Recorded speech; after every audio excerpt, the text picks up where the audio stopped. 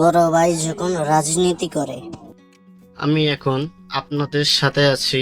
আমি মোহাম্মদ আব্দুস সামাদ। এখন আমি সংবাদ পড়ব বাংলাদেশের রাজনীতি নিয়ে।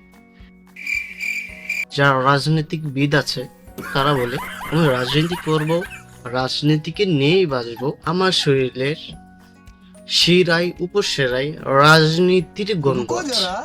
এর জন্য রাজনীতিকে নিয়েই বাঁচব, রাজনীতিকে নিয়েই মরব।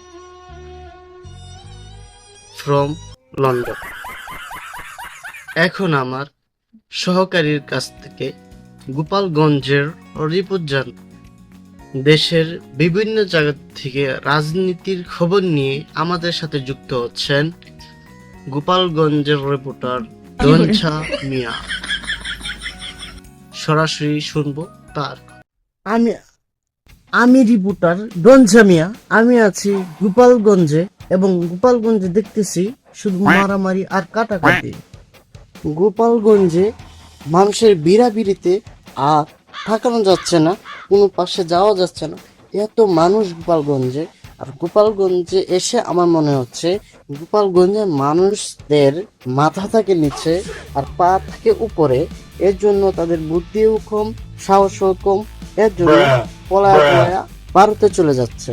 গোপালগঞ্জের মানুষদের জন্য কেউ বের হয়ে ঘোরাঘুরি করতে পারছে না, এলাকার মানুষ কেউ শান্তি পাচ্ছে না। এর জন্য আমি গড়ের থেকে আপনাদেরকে আমার গোপালগঞ্জে যে সংবাদগুলো এইগুলো আমি স্টুডিওতে পাঠাচ্ছি ঘরে ঘরে বসে। এই লাইভটিও ঘরে বসে করতে হচ্ছে, কারণ গোপালগঞ্জের মানুষ তো মানুষ না, আসলে তারা একজন ফ্যাসিস্টদের দালাল এবং ফ্যাসিস্ট। এর জন্য আমার ঘরে বসে এই ভিডিওটি আপনাদের জন্য পাঠা। আমি রিপোর্ট করছি মোহাম্মদ আসার মিয়া। খবর জানাচ্ছি চট্টগ্রামের অবস্থা এত খারাপ অবস্থা। সবাই রাজনীতি না করে বিরিয়ানি পাকাচ্ছে। কেউ কেউ বিরিয়ানি আস্ত গিলছে, কেউ কেউ আবার 150 গিলছে। এই জায়গায় রাজনীতি করা বাদ দিয়ে কিভাবে বিরিয়ানি পাকালে মজা হয় এইটাই দেখছে, এবং চাঁদা উঠায়া বিরিয়ানি পাকাচ্ছে। সবার কাছ থেকে টাকা তুলে সবাইকে এই চাঁদার টাকা দিয়ে সবাইকে খাওয়াচ্ছে। এটা ছিল চট্টগ্রামের সর্বশেষ, আর এটাই ছিল সারা বাংলাদেশের রাজনীতির খবরের সর্বশেষ।